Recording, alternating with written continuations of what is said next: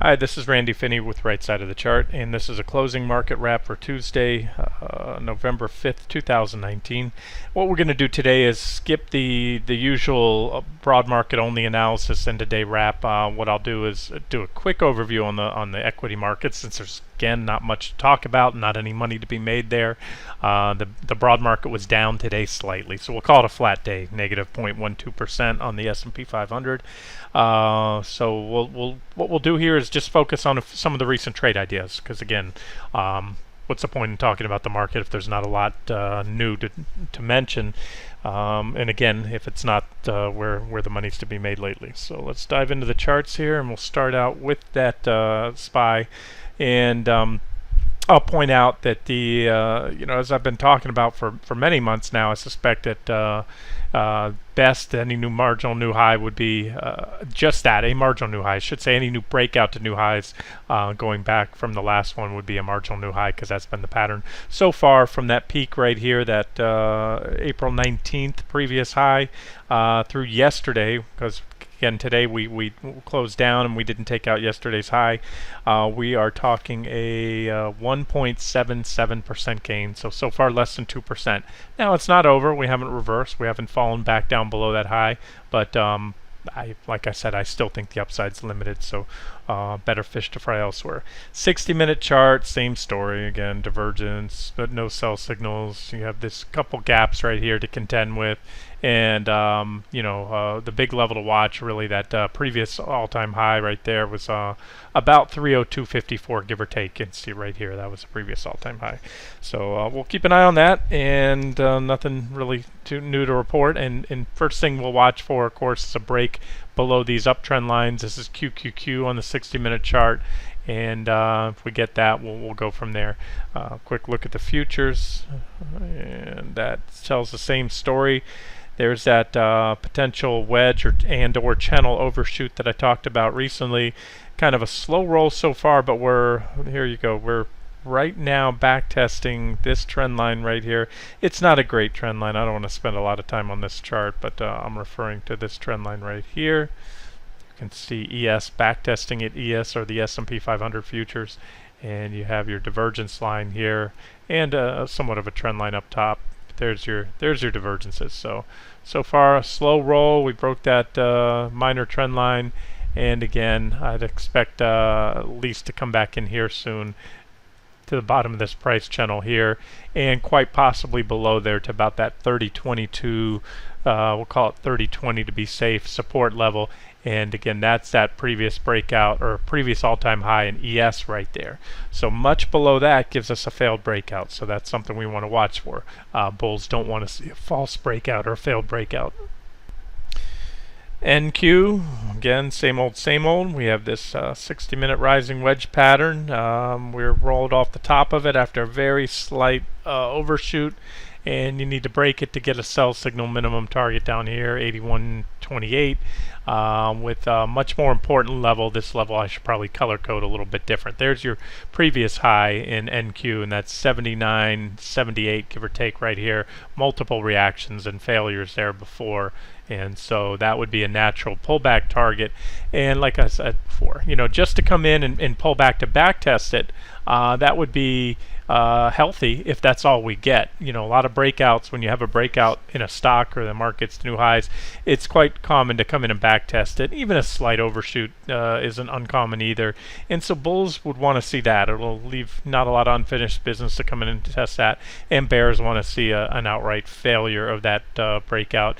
I think you guys know which way I lean, but until we get these sell signals here, it's really hard to say go ahead and short it, because we could continue to push higher. Like I said, we're less than 2% above those previous highs on the S&P, and for months now I've been saying anywhere from maybe a couple percentage points up to maybe 5% or so breakout above the highs is what the charts indicate before a failure there. And I'll just say this, and I've said it before, I know there's a lot of you itching to short this market, again, without sell signals, but you can look at it too from a risk-reward perspective, because that's what I like to do on every trade. And so, if I'm right, then you have a limited downside if you were to start scaling into or establishing swing short positions now. Give yourself, let's say, a 5-3 2% stop, whatever your number is, and that should be commensurate with your downside. I get that question asked all the time when I throw out unofficial trade ideas. What's the price target on it? Well, again, if you're swinging for the fences and thinking you're going to see a failed breakout and a much larger drop, then you give it that 5% or so stop. If you're only looking for a back test right here of 79, 78, things like that, then you use a much tighter stop, maybe not far above 1% or so today's highs. All right, so enough on that. Let's dive into trade ideas and where to start. Let's start with nat gas. Okay, this morning I posted a trade setup, and that was, of course, a setup with an entry to be triggered. Then I followed up with this post saying that natural gas futures had broken down, so therefore it triggered an entry. At the time, DGAS started trading, was at 88.26. We went on, and again, I encourage anyone interested in this trade, whether you're doing your own thing with your own price targets and entry price, you're following nat gas, or whether you're following this official trade, subscribe to the comments, and that's right down here. You can subscribe, and any new comments. For example, I posted today down below when that first target was hit. When you go back to the setup earlier today, right here, in nat gas, I gave you, I go off nat gas futures because that is the only thing that those ETNs are trading. And, UGAS, DGAS, UNG, whatever natural gas ETN you're trading, they're not buying natural gas, they're buying natural gas futures. And so, and because they have expenses, fees, decay if they're leveraged, they don't track perfectly. Even if you don't trade futures, you want to keep an eye on this. And if you don't have, if you do want to trade futures, you want to nibble at it, maybe start with QG instead of NG, like I posted in this setup earlier today. It's just the same exact thing, trades off the same levels. It just has 4 times less leverage. So maybe it's for people who want to get their toes wet with trying to trade futures. All right, so. And you can see here I had a minimum target there at that 283-ish level right there, my preferred swing target, and a max target. So there's a range. And, like I said in one of the questions I answered, I'm just looking for a pullback trade now, just like I was right here when we hit that 270 level a couple weeks ago, earlier in the month, and we got that pullback trade there. But all in all, the case has been made for a longer-term swing trade here, and let me show you that. That goes back here. Oh, I got to log back in. Here it was. It was in the comments section today on one of these posts. I had this one right here. Post nat gas update open link. Let's open this one up, and that'll take you to this post right here. And so really going back to July, I was making the longer-term bullish case here, highlighting this. Now, so where I'm going here with this is, I often live in the world of the 60-minute charts as an active trader, but then it's the daily and weekly charts may be a different thing. So at any point in time, I may be near-term bullish or bearish on something that I'm longer-term the other way, bullish or bearish on. And in this case, so natural gas back in July, when I first made this post, I made this divergent low. I went on to say it broke out. You had a nice wedge here. There's a big breakout. Said, you're going to get a correction here, and we had a pullback. And at the time in this post, that this one was updated on October 14th, I mentioned this looked to me to be a corrective wave following the breakout. Nothing goes straight up, and nothing usually you get at least corrective waves, not just a one and done. And so this is what I had. This is the longer term outlook again for natural gas, and this is the chart today. You can see that's what happened. That was exactly where it reversed, and we were long. We had a long on that gas then, remember. So this trade right now is a tactical trade. However, there may be more here, because you can see I have potential divergence. I had those arrows going up. I hadn't identified a price target at the time. I was just looking for a wave that made a new high. That's been made now. And this chart is end of day. This is stockcharts.com. They don't update until a little bit after the close. And nat gas went a little higher today, gave up some of those gains. So you're going to have this divergence line right about somewhere about here today. Once this chart updates, and as you can see, we have potential negative divergence. It's not confirmed. We need to reverse, and that's what I'm looking at here for the short trade that we did on nat gas. You get a reversal if we can get a bearish PPO crossover down here at or below that previous high. Same thing with the RSI reversing. Then you will have negative divergence, and that might set the stage for a larger correction. We'll see. You're getting into that point of the year where seasonality tends to be bullish. Usually, I've put up a chart before. Here, I'll show it to you. I've got it here somewhere. Nat gas seasonality. Here it is. End of year seasonality. I've showed this many times in the past. There's just a pretty clear pattern, and it's not rocket science as to why it happens. Here's the rallies, 49%.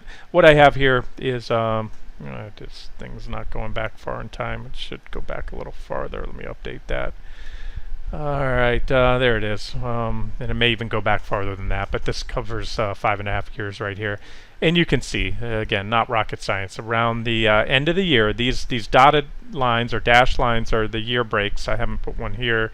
Right here would be the year 2020, when 2020 starts on that line. So we're getting close to there. And so what I'd said here and highlighted before is that you tend to have rallies either right before the end of the year or right after. And my guess, it depends whether the biggest cold snap comes early or later in the winter.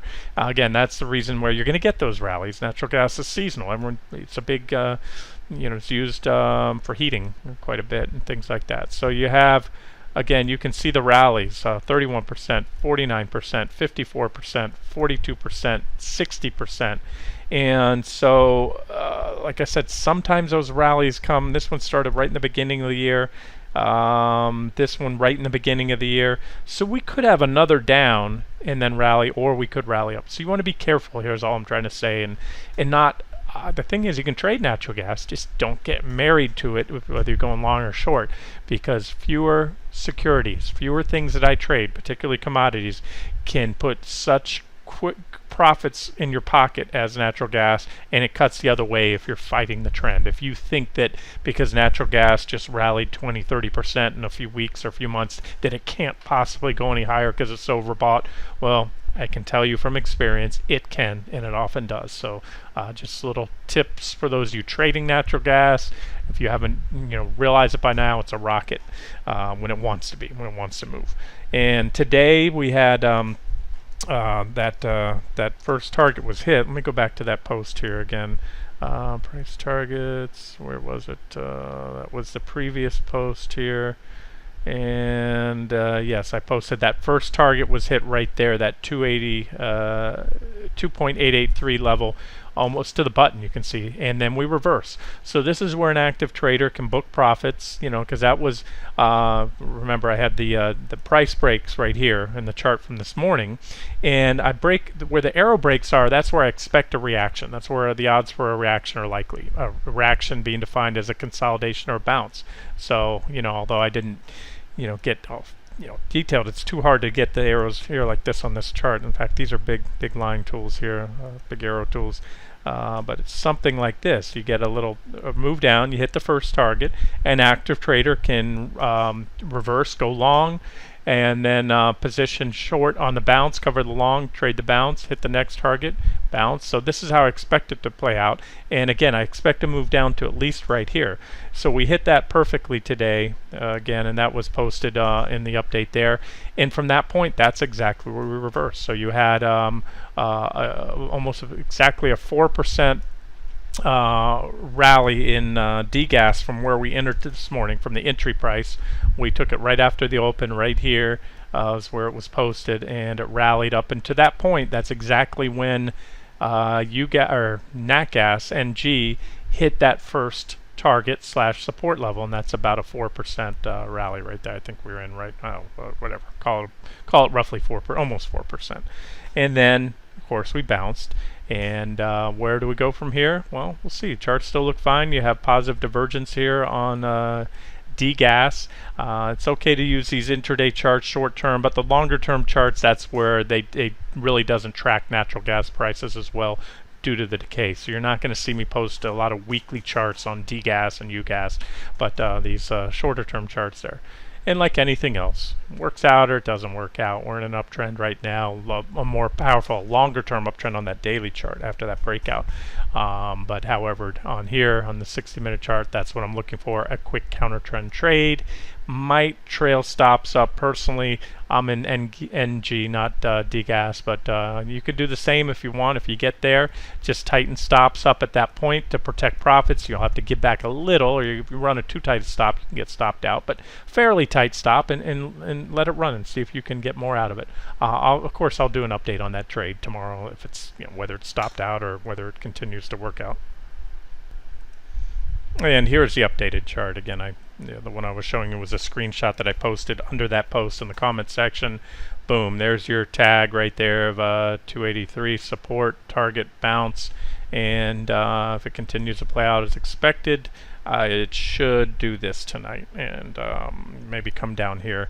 And again, the next, like I said, the next sell signals we break, pretty much just keep it simple. Break at today's lows in NG, or a break at today's highs in DGAZ, which is an inverse. And that would open the door to that next target down there. Okay, next up, trade idea, unofficial trade idea for now, but I posted this in the trading room. And that is ZB. ZB is the 30-year Treasury bond futures. I have ZB at nice uptrend line support. This is a daily chart here.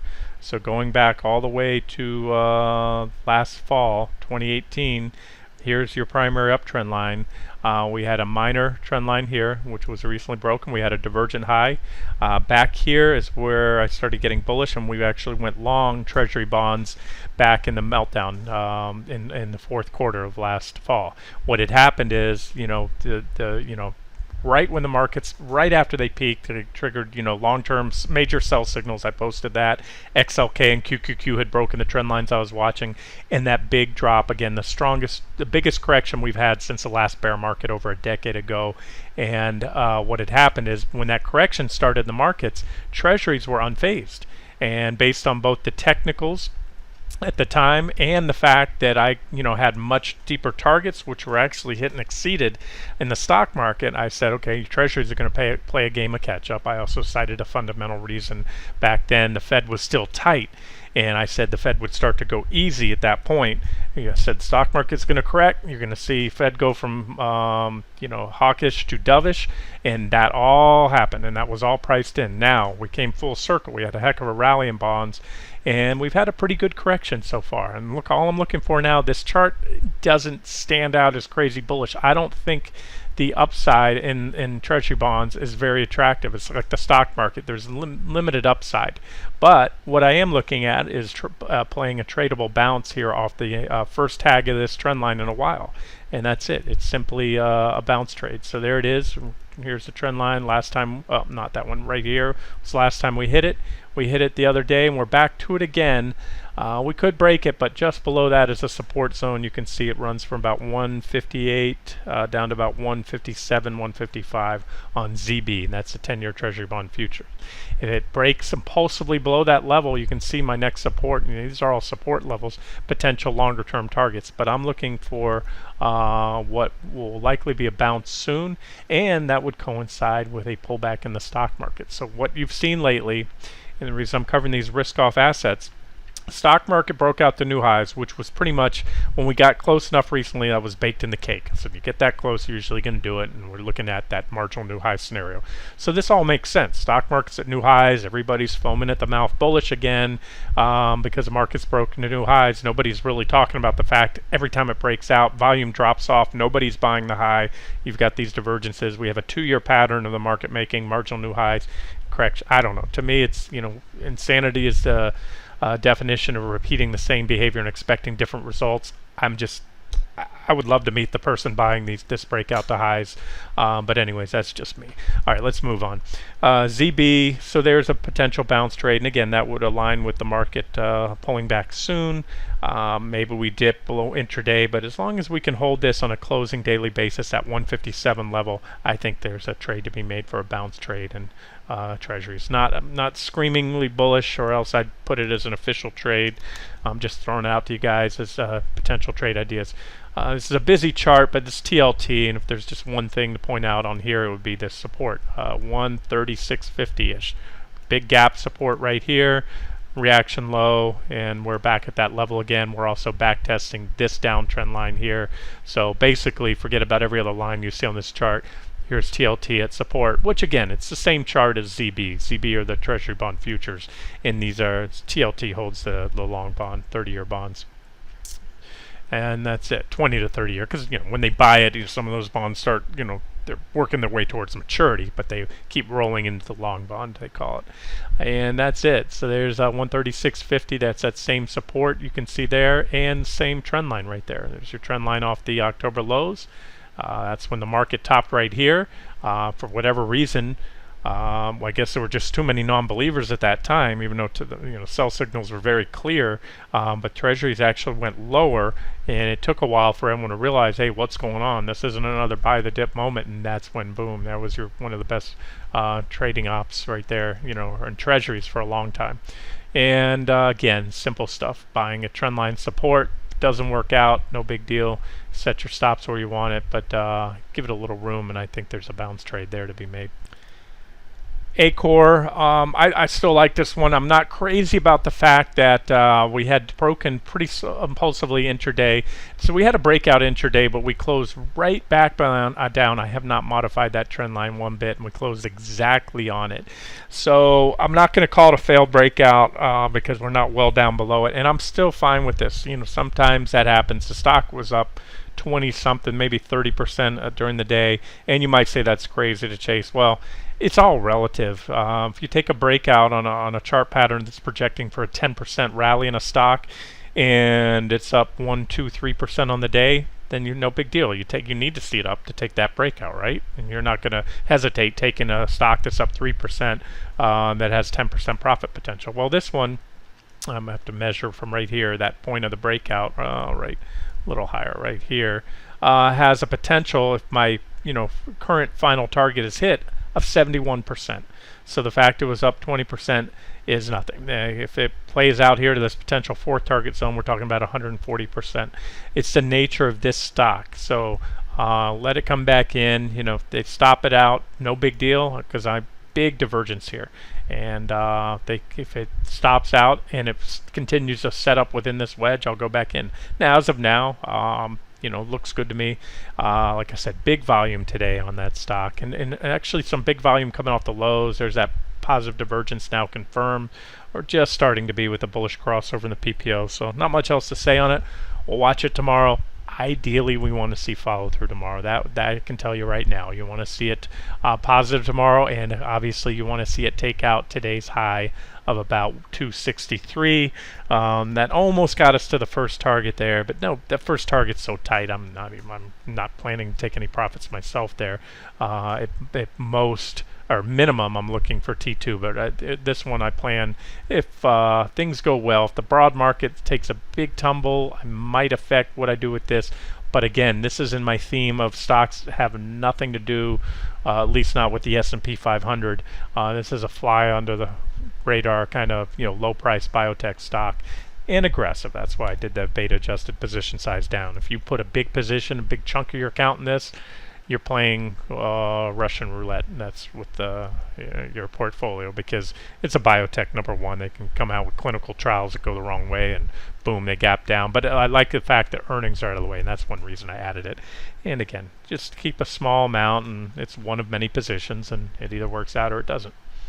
And back to the risk-off assets. I bought gold and silver today. I was going to initially use a pretty tight stop, but I'm liking what I'm seeing in the metals, so I'm going to give them a little room for now. This is a daily chart of gold. It's kind of sloppy trading, and I can just tell you that right now. And gold, like I've said, has been in a multi-month trading range. It had a heck of a run earlier in the year, and it's been consolidating in more recently in about this lower part of the range here. But we're still, here's the key point. If you look at nothing else on this chart, strip away every line that we have there, and you can see that it's coming down. It's at the lower end of that trading range right here. I'm going to box it in, and if I can find a box tool and show you that this is pretty much and there's a big gap that kicked off that that range right there. And you can see this is where the bottom of the range is. So it's simple. If you are longer term bullish, I can say that this is not a bad area to add exposure if you miss that rally, or you took profits after that big leg up and you're looking to get back in. You can scale back in now. If you're a longer term investor, you can use lower stops. As a more active swing trader, and that's what I took this for, is just keep a relatively tight stop. And again, it kind of meshes with the fact they're dumping the risk-off assets right now because the market went to new highs. And hey, if it's a real deal and the market has a lot more to go, let's say more than another 5%, 10% to the upside, even 5% in the market is going to bring gold down. Another 10% in the market or more will bring gold down a lot further. So like anything else, you don't get married to it, but like I said, it's just like TLT, it's simply a hey, buy the dip. These things have fallen to pretty decent support levels. The market could at the very least pull back and retest those highs that it broke out from recently, and even that would give you just a near-term bounce trade on gold and TLT. I'll get to the futures charts in a second. Silver again, sloppy chart, sloppy lines, big ugly trading range. And when I say sloppy, it's just kind of grinding back and forth, and there's not super well-defined levels. Gold, you had a great level at on GLD. For a while there at that 1492 level, but then all of a sudden gold started popping through under 1492. Let me find the chart of GC. GC, you are right here. Okay, so here's a 3-month chart. Goes back, and again, I talked about 1492. It was really acting as great support for a while. A lot of buying ops there, and then we had a whipsaw down through there, and then another whipsaw and another one. But you can see the pattern is the whipsaws have been a lot smaller than this one so far, and here's about that 1484, give or take. That's roughly contained the pullback. So this is a pretty big drop. As I mentioned there, recently gold hit, actually no, I didn't. I think I might have in the trading room posted this. Let me put a level for you here. Something to watch. Okay, yeah, I did. In the trading room I must have posted this.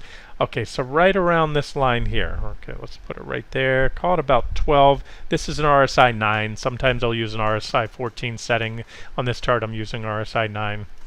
And here's what you want to look at. So you look at, it came very close right there, or here, here, and here. This was almost a double tap there with divergence. And so again, this is 3 months of history. So let's look what happened if you stepped in and bought it. You bought it here. You had a snapback to about right here.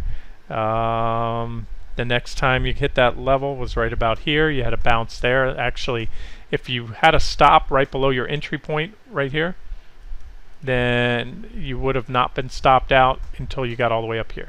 Again, that's playing the game of selling the highs. But my point is, you can see that we rallied. At least you had that initial surge there. You had a pop there, came in, hit that level again right about here, and you had a pretty big pop in gold. So there it is. You hit that level right there recently and rallied up. And so here we are again. So again, extreme. This is just an extreme oversold reading, down to about the 12.1, 12.2 level on the RSI. So not the highest probability trade, not something I'm going to add as an official trade, but if you like it, you can take a shot at it. Silver, SI, same thing. Silver had some pretty good, this is where I posted in the trading room and took it today just above 1655, and it's not far below it. Maybe bear flagging, we'll see. But I don't think so, because it's really oversold. You have this uptrend line right here. You had the 1755 level. We're a little bit below that. You can see it's a pretty big level right there. As I go back in time, look at all the reactions on that level. And you also have pretty good support here. So I'm willing to ride that down to that 1744 level, or 17404 level. And there's that potential flag. Won't have to zoom in. I'll do that in a second for you. But I also wanted to point out here the extreme oversold conditions in gold, about 10.7 on the RSI right here. Didn't quite get there, but we came close right there. We hit it here, and that is right there and right there. That one gave you a little bounce. This one gave you a much bigger bounce. Actually, yeah, that was about there. Right there. Nice bounce came after that point. Right there, nice bounce came there. You went all the way up to that point, and that's it. So you can see there's really, in the past, there's been limited to no downside from that point when when silver has hit that level in the RSI. And now if I zoom in tight and play devil's advocate, because I always say that oversold is not a buy signal in itself, and it can become more oversold. There's no bounds to the, well, technically speaking, zero, but the RSI never approaches zero. But you can see here, this is a potential bullish, a bearish pennant. That would be your flagpole. But for that pennant to play out to the measured target, it would be all the way down here, somewhere about there. And I think at most, if it breaks down, it plays out to about 1704. And then we'd be extremely oversold if that happens. So there's silver. And here's what SLV, the silver ETF, looks like on the 60-minute chart. The daily was kind of a mess. And you can see maybe a big triangle pattern here, somewhat. It's not perfect, but you have an uptrend line here that we're slightly below, and there's that potential flagging action right there. So if it does break down, maybe a move down here to 1620. But again, it's really in this choppy trading range right here. And so, like I said, it's I don't have the confidence or a heavy position size in this because I can't make that strong a case to buy it, but I think there's a decent case to be made that we can get a bounce in these precious metals tonight and or into tomorrow, especially if we start to see that pullback in the broad markets here soon. Okay, we'll wrap it up here with just two charts of the big market leading stocks, and one of those is Alphabet Class A, GOOGL. And a minute ago I talked about the broad market, the whole wash, rinse, repeat kind of thing with the marginal new highs. Well, here's a pattern that stands out to me. Alphabet coming up here to that about 1290 level. And this is a daily chart, goes back 2 years. So what happened is we hit it here, and we had negative divergence in place. There's your divergence lines. We hit it again here, and we had negative divergence in place, and we hit it here. The last two times we hit it, we had this drop and this drop. And that first one was about 24%, and the second drop was about 20%.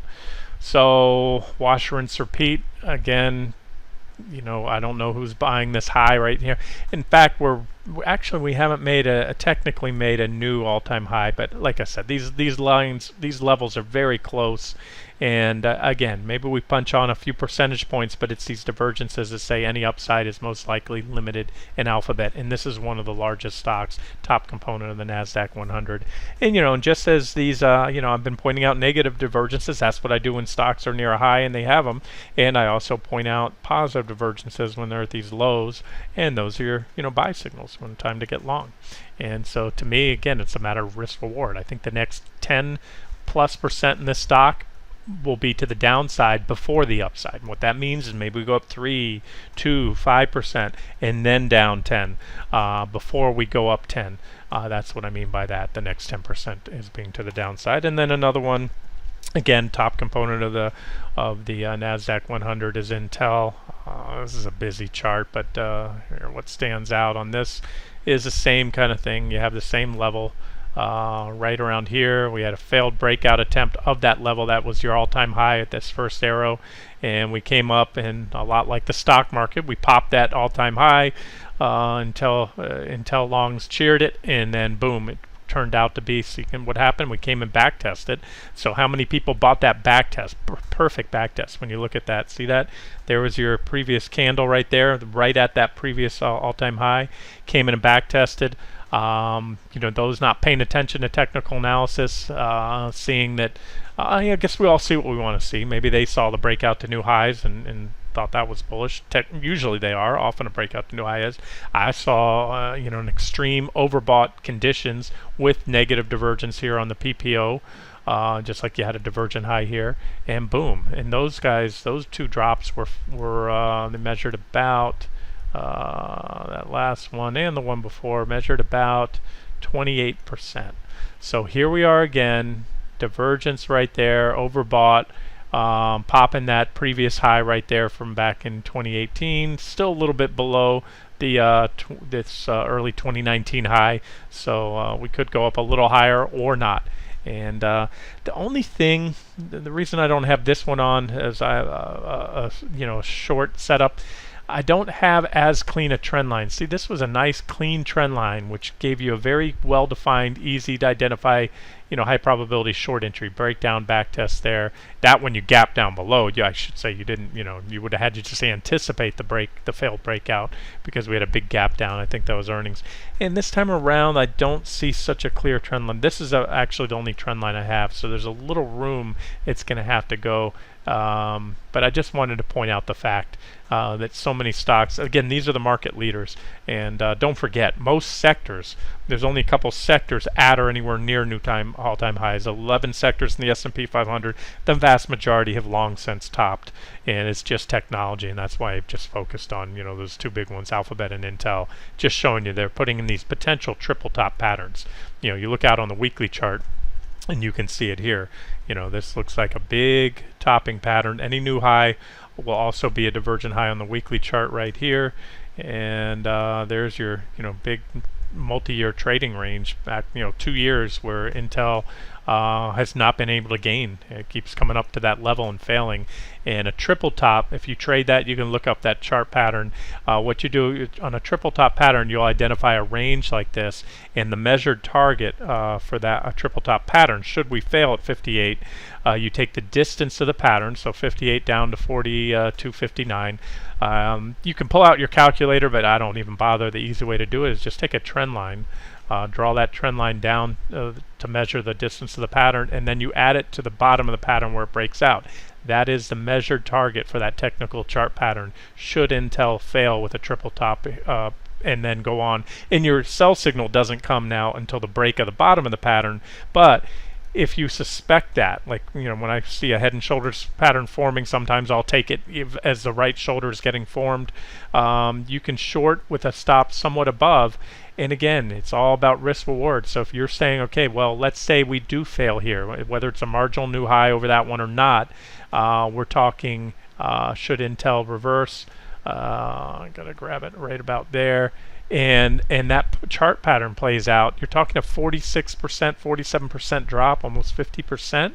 Okay, well, I can then allow a 10% stop. That would give me a 5-to-1 risk-reward ratio, or maybe you go in 7, 6%, and that's how you can trade this pattern and make the big bucks. I know nobody wants to short Intel right now with a stock market at new all-time highs, and Intel not far from it. But again, you take those small losses if you're going to shoot for the big gains. And then we'll wrap it up here with that weekly chart on Alphabet. Same story. You can see I have the same thing, kind of a range boxed in here, and same thing. You have a potential triple top. And we all see what we want to see, and I'll respect whichever way this thing goes. If we have a solid impulsive breakout, we get well above there, we burn through the divergences, that may be like 2015. Remember, we had a multi-year consolidation back in 2015. That's what it looked like. That's what a breakout to the upside looks like right there. That was bullish. So there's your multi-year consolidation, and make no mistake about that big, massive green candle through there. You came in, and then, so for example, maybe if you missed that, you came back in, you were offered another opportunity on the back test of that multi-year trading range. So there's something in this for everybody. If you're a bull, that's what you want to look for. You want to look for an impulsive break and weekly close above there. And if that happens afterwards and you missed it, maybe a back test. Whereas a bear, I already showed you what you can do as a bear. You can short it now with a stop somewhat above, or you can wait to see the reversal and then again add to that short position if and when you break the bottom of the range, and then swing on down here to any of these targets. Okay, guys, we'll wrap it up there. Long video, but again, these are trade ideas. These are actionable things where I think you have a much better opportunity of making money right now versus the S&P 500 index fund or anything like that. We'll wrap it up here. This has been Randy Finney with Right Side of the Chart. Hope you enjoyed it.